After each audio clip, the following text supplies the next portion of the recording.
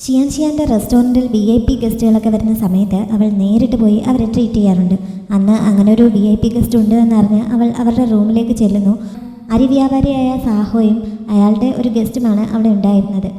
ആ ഗസ്റ്റിൻ്റെ പേര് ഷിമിൻ എന്നാണ്. ഷിയാനെ കണ്ടപ്പോൾ ഒരുപാട് കാലമായി തിരഞ്ഞുകൊണ്ടിരുന്ന ആരെയോ കണ്ട ഒരു ഫീലോടെയാണ് അയാൾ നോക്കുന്നത്. അവളും അത് ശ്രദ്ധിക്കുന്നുണ്ട്. പിന്നെ ബിസിനസ് നിലനിർത്തുന്നതിന് വേണ്ടി അവൾ നല്ല സൗഹൃദത്തിൽ രണ്ടുപേരോടും കൂടി സംസാരിച്ചിട്ട് അവർക്കൊപ്പം വൈൻ കഴിക്കാൻ തയ്യാറാകുന്നു. ഇങ്ങനെ വൈൻ ഒഴിച്ച് ഷിമിന് നൽകുന്ന സമയത്ത് അവൻ മനഃപൂർവ്വം അവളുടെ കയ്യിൽ ടച്ച് ചെയ്യുന്നുണ്ട്. മോശം രീതിയിലുള്ള ടച്ചിങ് ആണെന്ന് മനസ്സിലാവുന്നുണ്ടെങ്കിലും ഷിയാൻ അതിൻ്റെ വെപ്രാളമൊന്നും പുറത്ത് കാണിക്കാതെ പതുക്കെ നൈസായിട്ട് അവളുടെ കൈ മാറ്റിയിട്ട് ഒന്നും സംഭവിക്കാത്ത മട്ടിൽ ഇരിക്കുന്നു. പിന്നെ അധിക സമയം അവിടെ ഇരിക്കാതെ അവൾ പോകാൻ തുടങ്ങുന്നുണ്ടെങ്കിലും ഒരു ബിസിനസ് ആവശ്യത്തിന് വേണ്ടിയിട്ടാണ് ഷിമിൻ ഈ സിറ്റിയിലേക്ക് വന്നിരിക്കുന്നത്. അവൾക്ക് ഇവിടെ നല്ല ബിസിനസ് കണക്ഷൻസൊക്കെ ഉള്ളതുകൊണ്ട് കുറച്ച് ആൾക്കാരെ ഒന്ന് പരിചയപ്പെടുത്തി കൊടുക്കാൻ പറ്റുമോ എന്ന് സാഹോ അവളോട് ചോദിക്കുന്നു. ആളുകളെ പരിചയപ്പെടുത്തി തരാനൊക്കെ ഉള്ള കണക്ഷൻ തനിക്കുണ്ട്, എന്താവശ്യമുണ്ടെങ്കിലും പറഞ്ഞാൽ മതി എന്നൊക്കെ പറഞ്ഞിട്ട് തൽക്കാലം ഷിയാൻ അവിടെ നിന്ന് ഇറങ്ങി പോകുന്നുണ്ട്. സോങ്ങിയാൻ്റെ അമ്മ അന്ന് ഷിയാൻ്റെ ഈ റെസ്റ്റോറൻറ്റിലേക്ക് ഒരു ഗെറ്റ് ടുഗദറിനായി വരുന്നുണ്ട്. ഇപ്പോൾ അവരുടെ ഫ്രണ്ട്സൊക്കെ അവർ ഇപ്പോൾ താമസിക്കുന്ന സിറ്റിയിലെ VIP-കളായിട്ടുള്ള വീട്ടമ്മമാരൊക്കെയാണ്. അതിനൊത്ത് ഉയരാൻ ഇവരും ശ്രമിച്ചിട്ടുണ്ട്. ഇവരുടെ ഡ്രസ്സിങ്ങും മറ്റും കുറച്ചുകൂടി റിച്ച്നെസ് തോന്നിക്കുന്ന വിധത്തിലായിരിക്കുന്നു. ഒരു വില കൂടിയ വളയൊക്കെ ഇട്ടുകൊണ്ടാണ് അവർ വന്നത്. വന്നപ്പോൾ തന്നെ കൂടെയുള്ളവർ അത് കാണുന്നതിന് വേണ്ടി ആ കൈ പൊക്കി സംസാരിക്കുകയും മറ്റും ചെയ്യുന്നു. അങ്ങനെ അവർ ശ്രദ്ധിക്കുന്നു. മജിസ്ട്രേറ്റിൻ്റെ വൈഫ് തങ്ങൾക്ക് വെൽക്കം ഗിഫ്റ്റായിട്ട് തന്നതാണെന്ന് അവർ പറയുന്നുണ്ട്. പിന്നെ അവരോട് കുറേ പൊങ്ങച്ചമൊക്കെ പറഞ്ഞുകൊണ്ട് ഇങ്ങനെ അകത്തേക്ക് കയറുന്ന സമയത്ത് ഇവർ ഷാങ്ങുവിൻ്റെ മുന്നിൽ വന്ന് പെടുന്നുണ്ട്. അവൾ തന്നെ ഫോളോ ചെയ്ത് അങ്ങോട്ടേക്ക് വന്നതാണോ എന്ന് അവർ ഷാങ്ങുവിനോട് ചോദിക്കുന്നു. ഈ ബിൽഡിംഗ് നിങ്ങൾ വാങ്ങിച്ചതൊന്നും അല്ലല്ലോ, നിങ്ങൾക്ക് മാത്രമേ ഇങ്ങോട്ട് വരാൻ പറ്റുള്ളൂ എന്ന് ചോദിച്ചിട്ട് ഷാങ്ങു അവളുടെ വഴിക്ക് പോകുന്നുണ്ട്. അവളെ കണ്ടവിടെ പിന്നെ കൂടെ ഉണ്ടായിരുന്നവരോട് അവളെക്കുറിച്ചുള്ള കുറ്റങ്ങൾ അവർ പറയാൻ തുടങ്ങുന്നുണ്ട്. ആദ്യം പറയുന്നത് തന്നെ മകൻ്റെ വിവാഹ കാര്യത്തെക്കുറിച്ചാണ്. ഇപ്പോൾ മജിസ്ട്രേറ്റിൻ്റെ മകളുമായിട്ട് മകൻ്റെ വിവാഹം ഉറപ്പിച്ചിരിക്കുകയാണല്ലോ. അതിനെക്കുറിച്ചൊക്കെ എന്തൊക്കെയോ പൊങ്ങച്ചങ്ങൾ പറഞ്ഞുകൊണ്ടിരിക്കുന്ന സമയത്ത് ഷാങ്ങു അവരുടെ അടുത്തേക്ക് എന്നിട്ട് എന്തായാലും നിങ്ങളുടെ മകനെ നല്ല വിലയ്ക്ക് വിറ്റത് കൺഗ്രാറ്റ്സ് പറഞ്ഞിട്ട് പോകുന്നു. അതോടെ എല്ലാവരുടെയും മുന്നിൽ അവരൊന്ന് ചമ്മുന്നുണ്ട്. അത് കഴിഞ്ഞപ്പോൾ അവർ കൂടിയിരുന്ന് ഷാങ്ങുവിനെ കുറിച്ച് തന്നെ അവരുടെ കൂടെ വന്നവരോടെല്ലാം പറയാൻ തുടങ്ങുന്നുണ്ട്. ഈ സമയത്താണ് ഷിയാൻ ആ ഗസ്റ്റിൻ്റെ മുറിയിൽ നിന്ന് പുറത്തേക്ക് ഇറങ്ങുന്നത്. ആ മുറിയിൽ നിന്ന് പുറത്തിറങ്ങി കഴിഞ്ഞപ്പോൾ അവൾക്ക് വല്ലാത്തൊരു നെഗറ്റീവ് വൈബാണ് അതിനുള്ളിൽ നിന്ന് ഫീൽ ചെയ്തത്. ശരിക്കും അവൾ പേടിച്ചു പോയി എന്ന് തന്നെ പറയാം. തനിക്ക് പരിചയമുള്ള ആരെയോ പോലെയാണ് അയാളെ കണ്ടപ്പോൾ ഫീൽ ചെയ്തതെന്ന് അവൾ കൂടെ ഉണ്ടായിരുന്ന സെർവൻറ്റിനോട് പറയുന്നുണ്ട്. ഷിമിനും അവളെക്കുറിച്ച് തന്നെയായിരുന്നു സാഹോയോട് പറഞ്ഞുകൊണ്ടിരുന്നത്. താൻ കയ്യിൽ തൊട്ടിട്ടും അവൾ പ്രത്യേകിച്ച് ഭാവഭേദങ്ങളൊന്നും കാണിക്കാതെ നോർമൽ രീതിയിലാണല്ലോ അവിടെ നിന്ന് ഇറങ്ങിപ്പോയത്. അതിൻ്റെ അർത്ഥം ഇതേപോലെ ഒരുപാട് ആണുങ്ങൾ അവളുടെ കയ്യിൽ തൊട്ടിട്ടുണ്ട് എന്നാണോ? ആ എക്സ്പീരിയൻസ് കൊണ്ടായിരിക്കും അവൾ ഇങ്ങനെ റിയാക്ട് ചെയ്തത്. 6 വർഷങ്ങളായിട്ട് ഞാൻ അവളെ അന്വേഷിച്ചുകൊണ്ടിരിക്കുകയാണ്. 6 വർഷങ്ങൾക്ക് മുമ്പ് എൻ്റെ അടുത്ത് നിന്ന് പോകുന്ന സമയത്ത് എനിക്ക് ഒരു ക്ലൂവും ബാക്കി വെക്കാത്ത രീതിയിൽ അതെല്ലാം നശിപ്പിച്ചിട്ടാണ് അവൾ പോയത്. അവളെ കണ്ടുപിടിക്കാനായിട്ട് കഴിഞ്ഞ 6 വർഷങ്ങളായി ഞാൻ എത്രത്തോളം കഷ്ടപ്പെട്ടു. എവിടെയെങ്കിലും അവൾ കഷ്ടപ്പെട്ട് ജീവിക്കുകയായിരിക്കും എന്നായിരുന്നു ഞാൻ കരുതിയത്. ഇത്ര നല്ല രീതിയിൽ ഇവിടെ സെറ്റിലായിട്ടുണ്ടാകുമെന്ന് ഞാൻ ഒട്ടും വിചാരിച്ചിരുന്നതല്ല എന്നൊക്കെ അവൻ പറയുന്നുണ്ട്. അവർക്ക് മറ്റ് ആണുങ്ങളുമായിട്ടൊക്കെ ബിസിനസ് ഡീലിങ്സ് മാത്രമായിരിക്കാൻ സാധ്യതയില്ലേ എന്ന് കൂടെ ഉണ്ടായിരുന്ന സാഹു ചോദിക്കുന്നുണ്ടെങ്കിലും അവനത് സമ്മതിച്ചു കൊടുക്കുന്നില്ല. അവൾക്ക് കണക്ഷൻസ് ഉള്ള ആണുങ്ങളെല്ലാം കണ്ടുപിടിക്കാനും അവരുടെ ഏതെങ്കിലും ശരീരഭാഗം അവളുടെ ശരീരത്തിൽ ടച്ച് ചെയ്തിട്ടുണ്ടെങ്കിൽ അത് വെട്ടിക്കളയാനും ഷിമിൻ ഓർഡർ നൽകുന്നുണ്ട്. ഷിയാൻ ഇങ്ങനെ പേടിച്ച് വരച്ചതുപോലെ അവൾ നിൽക്കുന്ന സമയത്താണ് സോങ്ങിയാൻ്റെ അമ്മ ഷാങ്ങുവിനെ കുറിച്ചുള്ള കുറ്റങ്ങൾ പറയുന്നത് കേട്ടത്. അവൾക്കിത് കേട്ടിട്ട് സഹിക്കുന്നില്ല. അവൾ നേരെ അവരുടെ അടുത്തേക്ക് ചെല്ലുന്നു. ഷാങ്ങുവിനെ കുറിച്ച് അറിയാതെ ആയിരിക്കും അവളെ അവിടെ ജോലിക്ക് എടുത്തതെന്നായിരുന്നു സോങ്ങിയാൻ്റെ അമ്മ കരുതിയിരുന്നത്. അതുകൊണ്ട് ഷാങ്ങുവിൻ്റെ കുറ്റങ്ങൾ അവർ നേരിട്ട് അവളോട് പറയുന്നു. പക്ഷെ ഞാൻ അറിഞ്ഞിട്ടുള്ളത് അങ്ങനെയല്ലല്ലോ. അവൾ വർഷങ്ങളായിട്ട് അവളുടെ ഫിയാൻസി ആയിട്ടുള്ള സ്കോളറിനെ പഠിപ്പിക്കാനും മറ്റും ഒരുപാട് കഷ്ടപ്പെട്ടു എന്നാണല്ലോ. എന്നിട്ട് അവൻ പഠിച്ച് പാസ്സായി കഴിഞ്ഞപ്പോൾ അവളെ തേച്ചിട്ട് പോയി എന്നാണല്ലോ എന്നൊക്കെ ഈ സോങ്ങിയാൻ്റെ അമ്മയ്ക്കിട്ട് ഷിയാൻ ശരിക്കും കൊടുക്കുന്നുണ്ട്. തന്നെക്കുറിച്ചാണ് ഈ പറയുന്നതെന്ന് കൂട്ടുകാരോട് അവർക്ക് പറയാൻ പറ്റില്ലല്ലോ. അതുകൊണ്ട് തൽക്കാലം അവർ വായടയ്ക്കുന്നു. ഷാങ്ങു ഒരു ശാപമാണെന്നല്ല എനിക്ക് തോന്നിയിട്ടുള്ളത്. അവൾ ഞങ്ങളുടെ റെസ്റ്റോറൻറ്റിൻ്റെ ഭാഗ്യമാണെന്നാണ് തോന്നിയിട്ടുള്ളത്. അവളിവിടെ ഒരു ഷോപ്പ് തുടങ്ങിയതിന് ശേഷം ഇവിടുത്തെ ബിസിനസ് നല്ല രീതിയിൽ കുതിച്ചുയർന്നിരിക്കുകയാണ് എന്നൊക്കെ പറഞ്ഞ് ഷിയാൻ അവളെക്കുറിച്ച് കുറേ പുകഴ്ത്തി പറഞ്ഞിട്ട് കൂടിയാണ് അവിടെ നിന്ന് പോയത്. ഷിയാൻ പോയതോടെ സോങ്ങിയാൻ്റെ അമ്മ അവളെക്കുറിച്ച് കുറ്റം പറയാൻ തുടങ്ങുന്നു. ഇവൾ വിവാഹം കഴിക്കാതെയാണ് പ്രഗ്നൻ്റ് ആയത്, 6 കുട്ടിയാണ് അവൾ കൊണ്ടു നടന്നതെന്ന് ആർക്കറിയാം എന്നൊക്കെ പറഞ്ഞ് അവളെ കുറേ മോശമായിട്ടുള്ള രീതിയിൽ അവർ ആക്ഷേപിക്കുന്നു. അവളെക്കുറിച്ച് എന്തെങ്കിലും ഇൻഫർമേഷൻ കിട്ടുമോ എന്നറിയാനായി അവിടെ അടുത്ത് വന്ന് നിൽപ്പുണ്ടായിരുന്ന സാഹോ ഇത് കേൾക്കുന്നുണ്ടായിരുന്നു. അവൻ ചെന്ന് ഇക്കാര്യം ഷിമിനോട് പറയുന്നു. ഷിമിനാണെങ്കിൽ കയ്യിലുണ്ടായിരുന്ന കപ്പൊക്കെ ദേഷ്യം കൊണ്ട് അമർത്തി പൊട്ടിക്കുന്നുണ്ട്. ഷിയാൻ്റെ കുട്ടിയെ ഈ റെസ്റ്റോറൻറ്റിനുള്ളിൽ തന്നെ ആയിരിക്കും താമസിപ്പിച്ചിരിക്കുന്നതെന്നും അവർ പറയുന്നത് കേട്ടുവെന്ന് സാഹോ പറയുന്നുണ്ട്. ഇതൊക്കെ വെറുതെ ഗോസിപ്പ് ഉണ്ടാക്കി പറയുന്നതാണ്. ഏറ്റവും കൂടുതൽ സംസാരിച്ചത് ആരാണെന്ന് വെച്ചാൽ അവരൊരു പാഠം പഠിപ്പിക്കാൻ ഷിമിന് ഓർഡർ നൽകുന്നുണ്ട്. അങ്ങനെ അന്ന് സോങ്യാൻ്റെ അമ്മ അവിടെ നിന്ന് മടങ്ങുന്ന വഴി സാഹോയും അയാളുടെ ആൾക്കാരും കൂടി ചേർന്ന് അവരെ അറ്റാക്ക് ചെയ്യുന്നു. പീഡിപ്പിച്ചു വിടുക മാത്രമാണ് അവർ ചെയ്യാൻ ഉദ്ദേശിച്ചത്. ഇനി നിങ്ങളുടെ വൃത്തികെട്ടമായ ആവശ്യമില്ലാതെ ഉപയോഗിച്ചാൽ ഇതേപോലെ ആയിരിക്കില്ല അതിൻ്റെ ബലം അനുഭവിക്കേണ്ടി വരുന്നത്, ഇതിൽ കൂടുതൽ അനുഭവിക്കേണ്ടി വരും എന്നൊക്കെ പറഞ്ഞ് അവരെ ഒന്ന് ഭീഷണിപ്പെടുത്തിയിട്ട് തൽക്കാലം അവർ പോകുന്നുണ്ട്. വണ്ടിക്കുള്ളിൽ നിന്ന് അവർ ഇറങ്ങിക്കഴിഞ്ഞപ്പോഴേക്കും സോങ്യാൻ്റെ അമ്മയുടെ ബോധം പോയിരുന്നു. അത്രയ്ക്ക് അവർ പേടിക്കുന്നുണ്ട്. ഷിയാൻ്റെ റെസ്റ്റോറൻറ്റിനോട് ചേർന്നുള്ള ഷാങ്യുവിൻ്റെ ഷോപ്പിൽ നല്ല കച്ചവടം നടക്കുന്നുണ്ട്. ന്യൂ ഇയർ അടുക്കാറായിരിക്കുകയും ചെയ്യുന്നു. കച്ചവടം നല്ല രീതിയിൽ തന്നെ ഉണ്ടെങ്കിലും ഇനി ഇതിനെ അടുത്ത ലെവലിലേക്ക് എത്തിക്കാനുള്ള സമയമായി എന്ന് ഷിയാൻ അടുത്ത ദിവസം അവളോട് പറയുന്നു. അതിന് അവളുടെ ഷോപ്പിൻ്റേതായിട്ടുള്ള ഒരു ലോഗോ ഉണ്ടാക്കുന്ന കാര്യം ഷിയാൻ സജസ്റ്റ് ചെയ്യുന്നുണ്ട്. അവിടെയുള്ള എല്ലാ ഷോപ്പുകൾക്കും ഇതേപോലെയുള്ള ഓരോ ലോഗോ ഉള്ളത് അവൾ ഷാങ്യുവിന് കാണിച്ചു കൊടുക്കുന്നു. ഇതേപോലെ ഒരു ലോഗോ അവളുടെ ഷോപ്പിനും ഡിസൈൻ ചെയ്യുന്നതിനെ പറ്റി പറയുന്നുണ്ട്. അതിനായിട്ട് ആരെങ്കിലും ഏൽപ്പിക്കുന്ന കാര്യം ഷിയാൻ പറഞ്ഞപ്പോൾ പുറത്തു നിന്ന് ആരെയും വിളിക്കേണ്ട, യാൻഷെങ്ങിൻ്റെ ഹാൻഡ് റൈറ്റിംഗ് വളരെ ഭംഗിയുള്ളതാണ്, അവനെ കൊണ്ട് തന്നെ അത് ചെയ്യിക്കാമെന്ന് ഷാങ്യു പറയുന്നു. യാൻഷെങ് ഒരു ആയുധാഭ്യാസമാണ് എന്നാണല്ലോ ഷിയാൻ ഇപ്പോൾ മനസ്സിലാക്കി വെച്ചിരിക്കുന്നത്. അതുകൊണ്ട് അവൻ്റെ ഹാൻഡ് റൈറ്റിംഗ് എത്രത്തോളം വൃത്തിയുള്ളതായിരിക്കുമെന്ന് ഷിയാന് സംശയമുണ്ട്. പക്ഷേ താൻ ഇന്നുവരെ കണ്ടിട്ടുള്ളതിൽ വെച്ച് ഏറ്റവും ഭംഗിയുള്ളതാണ്, ഉറപ്പായിട്ടും നിനക്കും ഇഷ്ടപ്പെടും എന്നൊക്കെ ഷാങ്യു കോൺഫിഡൻസോടെ പറയുന്നുണ്ട്. അങ്ങനെ യാൻഷെങ്ങിനെ അങ്ങോട്ടേക്ക് വിളിപ്പിച്ച് അവനെ കൊണ്ട് തന്നെ അവരത് ചെയ്യിക്കുന്നു. യാൻഷെങ് എഴുതി കഴിഞ്ഞപ്പോൾ ഷാങ്യു പറയുന്നത് വെറുതെയല്ല, അവൻ്റെ ഹാൻഡ് റൈറ്റിംഗ് വളരെ ഭംഗിയുള്ളതാണ് എന്ന് അവൾക്കും മനസ്സിലാവുന്നുണ്ട്. എന്തായാലും പുതിയ ലോഗോ ഒക്കെ ഡിസൈൻ ചെയ്ത് അതുകൊണ്ട് മീറ്റ് പൊതിഞ്ഞു കൊടുക്കാൻ തുടങ്ങി കഴിഞ്ഞപ്പോൾ ഷോപ്പിൽ നല്ല തിരക്ക് അനുഭവപ്പെടുന്നതായി ഷാങ്യു നേരിട്ട് കാണുന്നു. ഇവൾ ഈ സമയത്ത് ഷിയാൻ്റെ ഒപ്പം ഷോപ്പിന് പുറത്ത് നിൽക്കുകയാണ്. എന്തായാലും നിൻ്റെ ഐഡിയ നന്നായി വർക്കൗട്ടായെന്നാണ് തോന്നുന്നത്, കച്ചവടം നന്നായി കൂടിയിട്ടുണ്ട്, ഷോപ്പിൽ നല്ല തിരക്കുണ്ടല്ലോ എന്നൊക്കെ ഷാങ്യു സന്തോഷത്തോടെ പറയുന്നു. ഇത് എൻ്റെ ഐഡിയ കൊണ്ട് വന്ന ബിസിനസ് അല്ല, നിൻ്റെ കെട്ടിയോ കാരണമാണ് ഇങ്ങനെ സംഭവിച്ചത് എന്ന് പറഞ്ഞ് ഷിയാൻ അവിടെ എന്താണ് നടക്കുന്നതെന്ന് ഷാങ്യുവിനെ കൊണ്ട് കാണിച്ചു കൊടുക്കുന്നു. അവിടെ മീറ്റ് എടുത്തു കൊടുക്കാനായി നിൽക്കുന്നത് യാൻഷെങ് ആയിരുന്നു. അവൻ്റെ സൗന്ദര്യം കണ്ടിട്ട് അവനെ കാണാൻ വേണ്ടിയിട്ടാണ് ഈ പെണ്ണുങ്ങളെല്ലാം കൂടി ഇടിയിട്ട് അവിടെ പോയി നിൽക്കുന്നത്. വെറുതെ നിൽക്കാതെ അവനെ ഹെൽപ്പ് ചെയ്യാൻ പറഞ്ഞ് ഷിയാൻ അവളെ അങ്ങോട്ട് തള്ളി വിടുന്നതുകൊണ്ട് ഈ പെൺകുട്ടികളാണെങ്കിൽ യാൻഷെങ് ഓരോന്ന് ചെയ്യുമ്പോഴും ഫാൻ ഗേൾസ് ചീറപ്പ് ചെയ്യുന്നത് പോലെ അവിടെ നിന്ന് ബഹളം വെച്ചുകൊണ്ട് നിൽക്കുകയാണ്. ഷാങ്യു വന്നു കഴിഞ്ഞപ്പോൾ അവരൊക്കെ സൈലൻ്റ് ആവുന്നുണ്ട്. മാത്രമല്ല അവളങ്ങോട്ട് വന്നത് അവർക്ക് അത്രയ്ക്ക് അങ്ങോട്ട് ഇഷ്ടപ്പെട്ടിട്ടുമില്ല. ഷാങ്യു വന്ന് കുറച്ച് മീറ്റ് പൊതിഞ്ഞ് ഒരാൾക്ക് നൽകുന്നുണ്ടെങ്കിലും ആ പെണ്ണത് വാങ്ങുന്നില്ല, ഇങ്ങനെ മടിച്ചു നിൽക്കുകയാണ്. എന്തെങ്കിലും കുഴപ്പമുണ്ടോ എന്ന് നോക്കാനായിട്ട് യാൻഷെങ് അവളുടെ കയ്യിൽ നിന്ന് ആ പൊതി വാങ്ങിയെന്ന് ചെക്ക് ചെയ്തിട്ട് നീട്ടിയപ്പോൾ ആ പെണ്ണത് വാങ്ങുന്നു. ഇവൻ തന്നപ്പോൾ എന്തെങ്കിലും വ്യത്യാസം ഉണ്ടായോ എന്ന് ഷാങ്യു അമ്പരപ്പോടെ ചോദിക്കുന്നുണ്ട്. അവൻ്റെ കയ്യിൽ നിന്ന് വാങ്ങുമ്പോൾ ഇതിന് നല്ല മണമാണ് എന്ന് പറഞ്ഞ് ആ പെണ്ണ് അവിടെ നിന്ന് പോകുന്നുണ്ട്. അതോടെ ഷാങ്യുവിനുള്ള അസുഖം എന്താണെന്ന് മനസ്സിലാവുന്നു. ബാക്കിയുള്ളവരും അവൻ തന്നെ തങ്ങൾക്ക് മീറ്റ് നൽകിയാൽ മതിയെന്ന് പറഞ്ഞ് ബഹളം വയ്ക്കുന്നുണ്ട്. അങ്ങനെ ഷാങ്യുവിന് കുറച്ച് മാറി നിൽക്കേണ്ടി വരുന്നു. യാൻഷെങ് തന്നെ കച്ചവടം ഏറ്റെടുക്കുന്നു. ഇടയ്ക്ക് അവൻ തൂക്കി കൊടുക്കുന്നതിൽ ചെറിയൊരു വ്യത്യാസം വന്നത് കണ്ട് അവൻ പൊതിഞ്ഞു കൊടുത്ത പീസിൻ്റെ കൂട്ടത്തിൽ ഷാങ്യു ഒരു പീസ് കൂടി കട്ട് ചെയ്ത് മറ്റൊരു ചെറിയ പൊതിയാക്കി കൊടുക്കുന്നുണ്ട്. പക്ഷേ അത് വാങ്ങിയ ലേഡി അവൾ കൊടുത്ത പീസ് അവിടെ മാറ്റി കളഞ്ഞിട്ട് നീ ഇതിലിടപെടണ്ട, അവൻ കാര്യങ്ങൾ ഡീൽ ചെയ്തോളൂ എന്ന് പറഞ്ഞ് അവൻ കൊടുത്ത സാധനം മാത്രം കൊണ്ടുപോകുന്നുണ്ട്. ഷാങ്യുവിന് ഇതൊക്കെ കണ്ടിട്ട് അസൂയ സഹിക്കുന്നില്ല. എന്തായാലും കച്ചവടം പൊടി പിടിക്കുന്നു. അധികം വൈകാതെ അന്നത്തെ മുഴുവൻ സാധനങ്ങളും വിറ്റ് തീരുന്നുണ്ട്. അത് കഴിഞ്ഞപ്പോഴാണ് ഒരാൾ അവിടെ വന്നിട്ട് കുറച്ച് മീറ്റ് വേണമെന്ന് ആവശ്യപ്പെടുന്നത്. പക്ഷേ അന്നത്തെ സ്റ്റോക്ക് മുഴുവൻ തീർന്നുവെന്ന് ഷാങ്യു പറഞ്ഞപ്പോൾ അവിടെ ആ കട്ട് പീസ് അവൾ പൊതിഞ്ഞ് വെച്ചിട്ടുണ്ടായിരുന്നത് കണ്ടുകൊണ്ട് അതായാലും മതിയെന്ന് അയാൾ ആവശ്യപ്പെടുന്നുണ്ട്. അങ്ങനെ ഷാങ്യു അതിൽ നിന്ന് ഒരെണ്ണെടുത്ത് അയാൾക്ക് കൊടുക്കാൻ തുടങ്ങുന്നു. ഈ സമയത്ത് അതിൻ്റെ പുറത്ത് വെച്ചിരിക്കുന്ന ആ പേപ്പറിൽ അവളുടെ കയ്യിലുള്ള അഴുക്കൊന്നും ആക്കരുതെന്ന് അയാൾ പറയുന്നുണ്ട്. അങ്ങനെ സൂക്ഷിച്ചാണ് ഷാങ്യു അതെടുത്ത് കൊടുത്തത്. അത് കയ്യിൽ കിട്ടിയതും ആ മീറ്റ് അവിടെ കളഞ്ഞിട്ട് അയാൾ ആ പേപ്പർ മാത്രം കയ്യിലെടുത്ത് അതും കൊണ്ട് പോകാൻ തുടങ്ങുന്നു.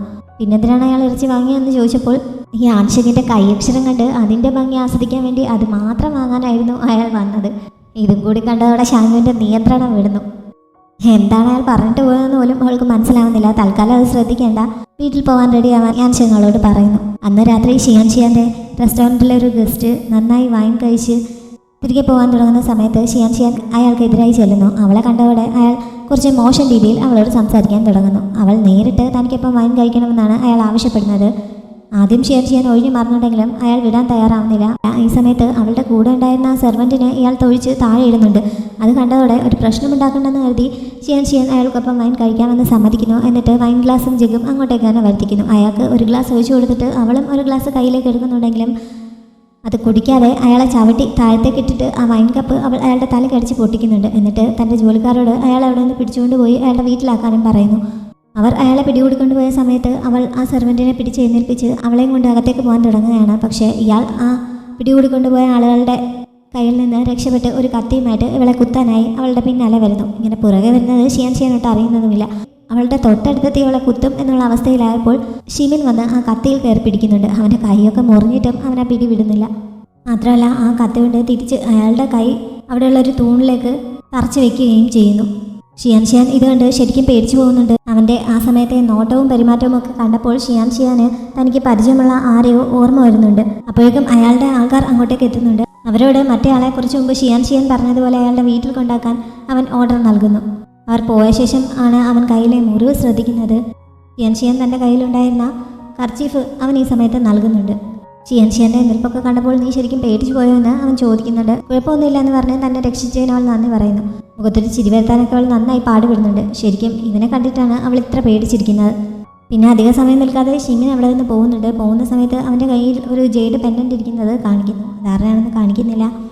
എന്തായാലും അവൻ പുറത്തേക്ക് ഇറങ്ങി കഴിഞ്ഞപ്പോൾ ഷിയാൻ വേഗം ബാൽക്കണിയിൽ പോയി നിന്ന് അവൻ പോകുന്നത് വാച്ച് ചെയ്യുന്നുണ്ട്.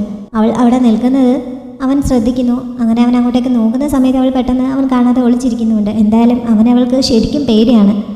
ഇവളിങ്ങനെയൊക്കെ പെരുമാറുന്നത് കണ്ട് സെർവൻ്റെ അടുത്തേക്ക് വന്നിട്ട് എന്ത് പറ്റിയെന്ന് അന്വേഷിക്കുന്നു. ഇവനെ കണ്ടിട്ട് എനിക്കറിയാവുന്ന ഒരാളെ പോലെ ഉണ്ട്, പക്ഷേ അവൻ്റെ മുഖത്ത് ആ അടയാളമില്ല, ശബ്ദവും വ്യത്യാസമാണ്. ചിലപ്പോൾ ഇതവനായിരിക്കില്ല, ഇതൊക്കെ തൻ്റെ തോന്നലാവും.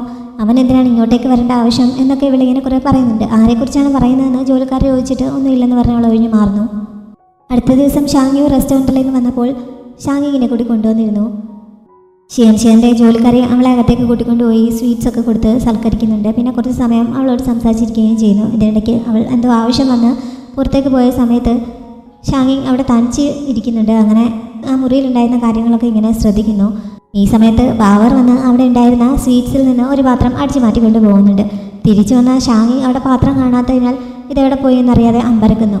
അതിൻ്റെ സത്യാവസ്ഥ എന്ന് അറിയുന്നതിന് വേണ്ടി അവൾ ബാക്കിയിരിപ്പുണ്ടായിരുന്ന സ്വീറ്റ്സിൽ നിന്ന് ഒരെണ്ണം എടുത്ത് കയ്യിൽ വെച്ചുകൊണ്ട് അവിടെ നിന്ന് കുറച്ചൊന്ന് മാറി നിൽക്കുന്നു. ഈ സമയത്ത് ബാവർ വീണ്ടും വന്ന് അതിൽ നിന്ന് ഒരു പാത്രം എടുത്തുകൊണ്ട് പോകാൻ തുടങ്ങുന്നുണ്ടെങ്കിലും ഷാങ്ങിങ് കൈയോടെ അവനെ പിടികൂടുന്നു. അവൻ കള്ളനാണ് എന്നാണ് ഷാങ്ങിങ് വിചാരിച്ചിരിക്കുന്നത്. അങ്ങനെ ഒരു കള്ളനെ പിടിച്ചതെന്ന് പറഞ്ഞ് അവൾ ബഹളം വെക്കാൻ തുടങ്ങുന്നുണ്ട്. ബാവർ പെട്ടെന്ന് അവളെ പിടിച്ചു നിർത്തിയിട്ട് വായൊക്കെ പൊത്തിപ്പിടിക്കുന്നു. ഷാങ്ങിങ് അവൻ്റെ കൈക്കിട്ട് നല്ല ഒരു കടി കൊടുക്കുന്നുണ്ട്. ഇത് എൻ്റെ വീടാണ്, എൻ്റെ അമ്മയാണ് ഈ റെസ്റ്റോറൻറ്റ് നടത്തുന്നത്, പിന്നെ ഞാനെങ്ങനെ ഫുഡ് മോഷ്ടിക്കും, ഇതെൻ്റെ ഫുഡ് തന്നെയല്ലേ എന്നൊക്കെ ബാവർ പറയുന്നുണ്ട്. അങ്ങനെ അത് ഷിയാൻ്റെ മകനാണ് എന്ന് ഷാങ്ങിങ്ങിന് മനസ്സിലാവുന്നു. അതോടെ അവൾ അവൻ്റെ ഒപ്പം ഒരുമിച്ചിരുന്നത് കഴിക്കാൻ തുടങ്ങുന്നുണ്ട്. അവർ പെട്ടെന്ന് ഫ്രണ്ട്സ് ആവുന്നുണ്ട്. അവൻ വളരെ കുറച്ച് സ്വീറ്റ്സ് മാത്രമാണ് കഴിക്കുന്നത്, ഒത്തിരി കഴിച്ചാൽ പല്ല് കേടാവുമെന്ന് അമ്മ പറഞ്ഞിട്ടുണ്ട് എന്ന് അവൻ പറഞ്ഞപ്പോൾ അതിനെപ്പറ്റിയൊക്കെ ഷാങ്ങിങ് കൂടുതൽ ചോദിക്കുന്നു. അവൻ വിശദമായിട്ടൊക്കെ പറഞ്ഞു കഴിഞ്ഞപ്പോൾ എങ്കിൽ പിന്നെ ഞാനും കഴിക്കുന്നില്ല എന്ന് പറഞ്ഞ് അവൾ സ്വീറ്റ്സ് മാറ്റി വയ്ക്കുന്നുണ്ട്. എന്നിട്ട് നമുക്ക് എന്തെങ്കിലും കളിച്ചാലോ എന്ന് ചോദിക്കുന്നു. പക്ഷേ ബാവറോട് അവൻ്റെ അമ്മ പറഞ്ഞിരിക്കുന്നത് അവൻ അധികം ആളുകളുടെ ഒന്നും മുന്നിൽ ചെന്ന് പെടരുത്, അവൻ്റെ സേഫ്റ്റി ഒരു പ്രശ്നമാണ് എന്നൊക്കെയാണ്. അതുകൊണ്ട് അവൻ അതിന് മടിക്കുന്നുണ്ട്. എങ്കിൽ പിന്നെ നമുക്ക് ഹൈഡ് ആൻഡ് സീക്ക് കളിക്കാമെന്ന് ഷാങ്ങിങ് പറഞ്ഞപ്പോൾ അതെന്താണെന്നുള്ള കൗതുകത്തോടെ അവൻ ചോദിക്കുന്നുണ്ട്. അങ്ങനെ ഷാങ്ങിങ് അത് പഠിപ്പിച്ചു കൊടുക്കാമെന്ന് പറഞ്ഞ് രണ്ടുപേരും കൂടി അത് കളിക്കാനായിട്ട് തുടങ്ങുന്നു. അങ്ങനെ അമ്മയുടെ റെസ്ട്രിക്ഷനൊക്കെ മറന്ന് ബാവർ ഷാങ്ങിങ്ങിനൊപ്പം അവിടെയൊക്കെ ഓടി കളിക്കുന്നുണ്ട്.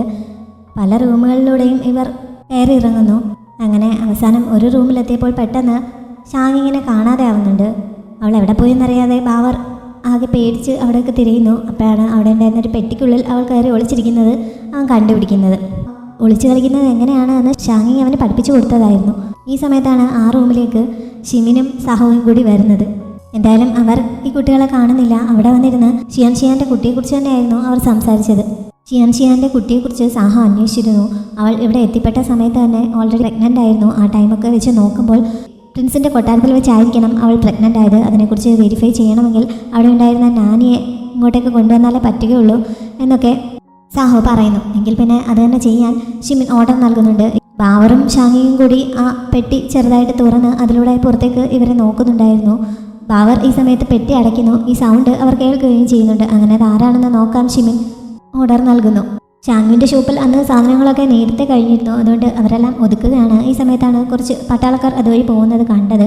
സാധാരണയായിട്ട് പട്ടാളക്കാരൊന്നും അങ്ങോട്ടേക്ക് വരേണ്ട ആവശ്യമില്ല, പതിവില്ലാതെ ഇങ്ങനെ വരുന്നത് എന്താണെന്ന് ഷാങ്യു അവിടുത്തെ ഷെഫിനോട് അന്വേഷിക്കുന്നുണ്ട്. കഴിഞ്ഞ ദിവസം അവിടെ വന്നൊരു ഗസ്റ്റ് പറഞ്ഞ് ലീ അതിനെപ്പറ്റി കേട്ടിട്ടുണ്ടായിരുന്നു. അതിർത്തിയിൽ എന്തൊക്കെയോ പ്രശ്നങ്ങൾ നടക്കുകയാണ്, അതുകൊണ്ട് അവിടെയുള്ള സൈനികർക്ക് ഫുഡ് കളക്ട് ചെയ്യുന്നതിന് വേണ്ടിയിട്ടാണ് ഇവരിങ്ങനെ വന്നിരിക്കുന്നത് എന്നൊക്കെ അദ്ദേഹം പറയുന്നു.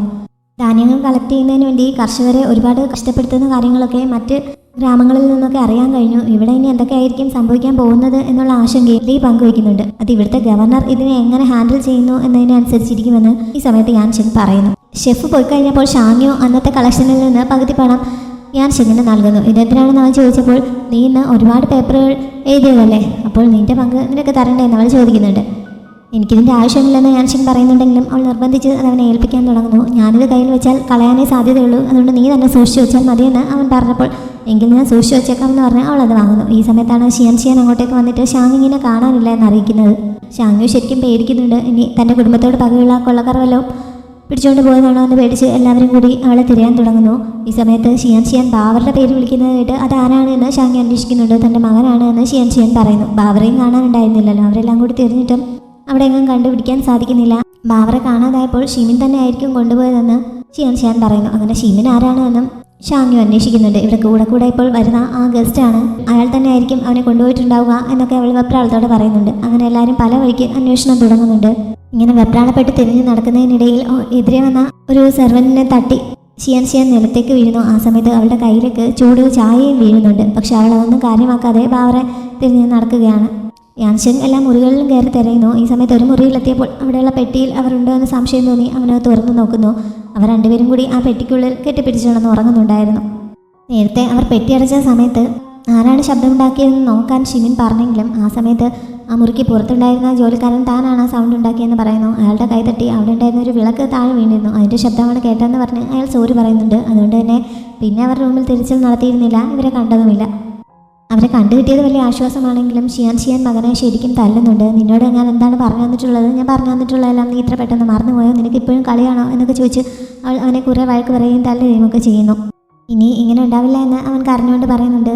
ഷാങ്ങിങ്ങിൻ്റെ ഇടയ്ക്ക് അവനെ സപ്പോർട്ട് ചെയ്ത് സംസാരിക്കുന്നു. ഞാൻ കാരണമാണ് ബാവർ എൻ്റെ കൂടെ കളിക്കാൻ വന്നത്.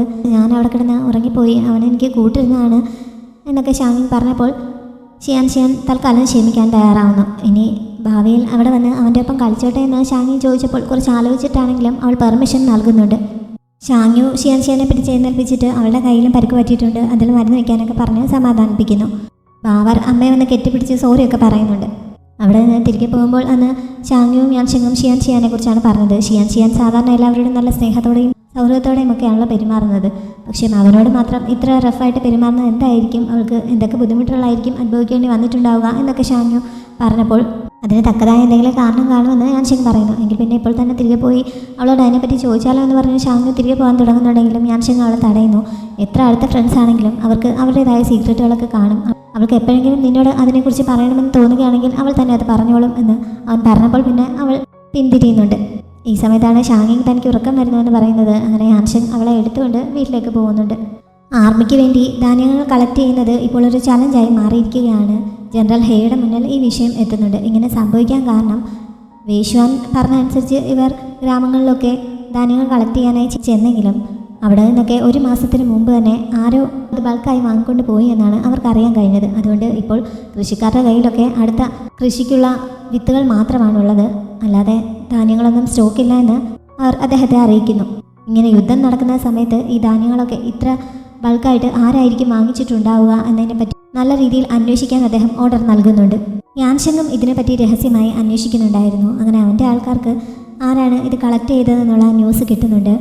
സാഹു എന്ന പേരിലുള്ള ഒരു വ്യാപാരിയാണ് ഇതെല്ലാം കൂടി ബൾക്കായി വാങ്ങിച്ചിരിക്കുന്നതെന്നാണ് അറിഞ്ഞിരിക്കുന്നത്. അയാൾ മറ്റൊരു കച്ചവടക്കാരനായ ഷീക്ക് വേണ്ടിയിട്ടാണ് ഇത് കളക്ട് ചെയ്തതെന്നാണ് അറിയാൻ പറ്റിയത് എന്നൊക്കെ വേഷി അവൻ്റെ മുന്നിൽ റിപ്പോർട്ട് ചെയ്യുന്നുണ്ട്. ഷീ എന്നുള്ള പേര് എവിടെയോ കേട്ടിട്ടുള്ളത് പോലെ യാൻ ഷെങ്ങിന് ഈ സമയത്ത് ഫീൽ ചെയ്യുന്നുണ്ട്. ഈ ഷീ എന്ന് പറയുന്നത് ശരിക്കും ഷിമിനാണ്. അവൻ വീണ്ടും ഷിയാനെ കാണാനായി എത്തുന്നുണ്ട്. ഇത്തവണ അവൾക്ക് വേണ്ടി കുറേ സമ്മാനങ്ങളൊക്കെ ആയിട്ടാണ് വരുന്നത്. പക്ഷേ കുറച്ച് ദിവസങ്ങളായിട്ട് ഷിയാൻ അവനെ അവോയ്ഡ് ചെയ്യുകയാണ്. അവൾക്ക് സുഖമില്ല എന്നാണ് അവളുടെ സെർവൻറ്റ് എക്സ്ക്യൂസ് പറയുന്നത്. സുഖമില്ല എന്ന് പറഞ്ഞ് ഇവൻ കുറച്ച് മരുന്നൊക്കെ വാങ്ങി നൽകിയിരുന്നു. എന്നിട്ട് അതും അവൾ സ്വീകരിച്ചിട്ടില്ലല്ലോ.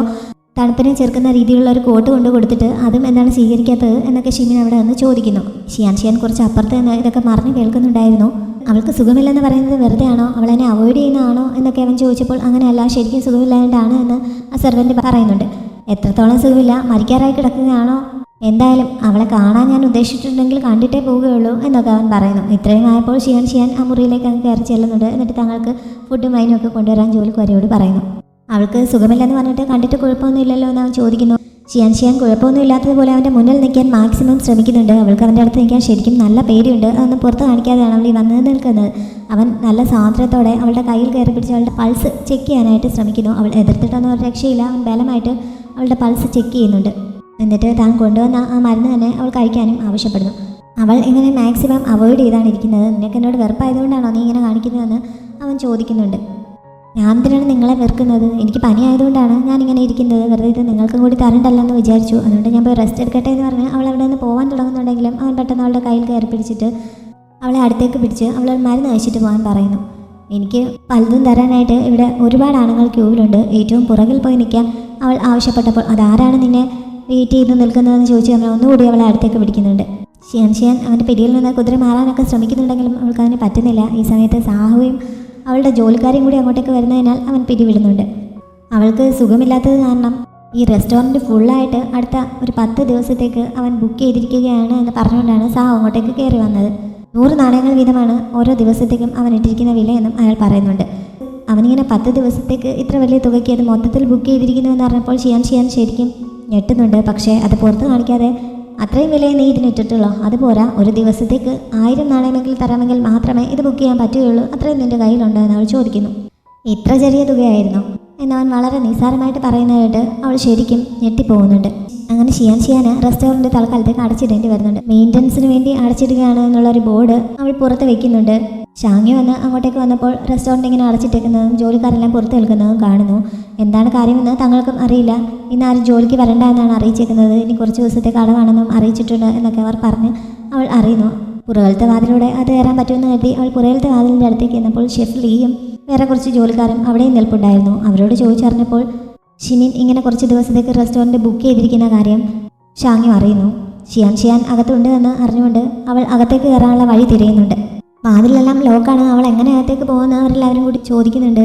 അവിടെ മതിലിനോട് ചേർന്ന് ചാരി വെച്ചിട്ടുണ്ടായിരുന്ന ഒരു വണ്ടിയുടെ മുകളിലേക്ക് ചാടി കയറി മതിൽ ചാടി ഷാങ്യു അതിനുള്ളിൽ കടക്കുന്നു. ഷാങ്യു അകത്തേക്ക് ചെല്ലുമ്പോൾ ഷിയാൻ എന്തോ സ്വപ്നം കണ്ട് പേടിച്ച് കരയുകയായിരുന്നു. ഷാങ്യു വേഗം അവളെ വിളിച്ചുണർത്തുന്നുണ്ട്. ഞാൻ മാസ്ക് വെച്ചിട്ട് ഭ്രാന്തനെ സ്വപ്നം കണ്ടുവെന്ന് ഷിയാൻ പേടിയോടെ പറയുന്നുണ്ട്. അവൾ സ്വപ്നത്തിൽ കണ്ട ആളിന് ഷിയോട് നല്ല സാമ്യമുണ്ടായിരുന്നു. ഷിയ റെസ്റ്റോറൻറ്റ് മൊത്തത്തിൽ ബുക്ക് ചെയ്തതുകൊണ്ടാണോ അവളിങ്ങനെ അവിടെ അടച്ചിട്ടിരിക്കുന്നതെന്ന് ഷാങ്യു ചോദിക്കുന്നു. അവൻ്റെ ബിസിനസ് താൻ എടുത്തില്ല എന്ന് ഷിയാൻ പറയുന്നു. അവനോട് 1000 നാണയങ്ങൾ ചോദിച്ചപ്പോൾ അവൻ അതിനും ഇത് ബുക്ക് ചെയ്യാൻ തയ്യാറായിരുന്നു. പക്ഷേ കൂടുതൽ ആലോചിച്ചപ്പോൾ എനിക്ക് അത് നല്ല കാര്യമായിട്ട് തോന്നിയില്ല, പേടിയാണ് തോന്നിയത്. അതുകൊണ്ട് തന്നെ അവനെ അവോയ്ഡ് ചെയ്യുന്നതിന് വേണ്ടി ഞാൻ റെസ്റ്റോറൻറ്റ് അടച്ചിട്ടാണ് എന്ന് അവൾ പറയുന്നു. ഇനി അവന് നിന്നോട് വല്ല ഇഷ്ടവും ഉണ്ടായിട്ടായിരിക്കുമോ ഇങ്ങനെയൊക്കെ ചെയ്യുന്നതെന്ന് ഷാങ്യു ചോദിക്കുന്നുണ്ട്. പക്ഷേ ഇത് അത്ര സിമ്പിളാണെന്ന് എനിക്ക് തോന്നുന്നില്ല. അവന് മറ്റെന്തോ ഉദ്ദേശമുള്ളതുപോലെയാണ് തോന്നുന്നതെന്ന് അവൾ പറയുന്നു. എങ്കിൽ പിന്നെ അവനെ പിടിച്ചു കെട്ടി ഒരു ചാക്കിനുള്ളിലാക്കിയിട്ട് ഇടിച്ച് പഞ്ചറാക്കി എന്താണ് അവൻ്റെ ഉദ്ദേശം എന്ന് അവനോട് ചോദിച്ചാലോ എന്ന് ഷാങ്യു ചോദിക്കുന്നുണ്ട്.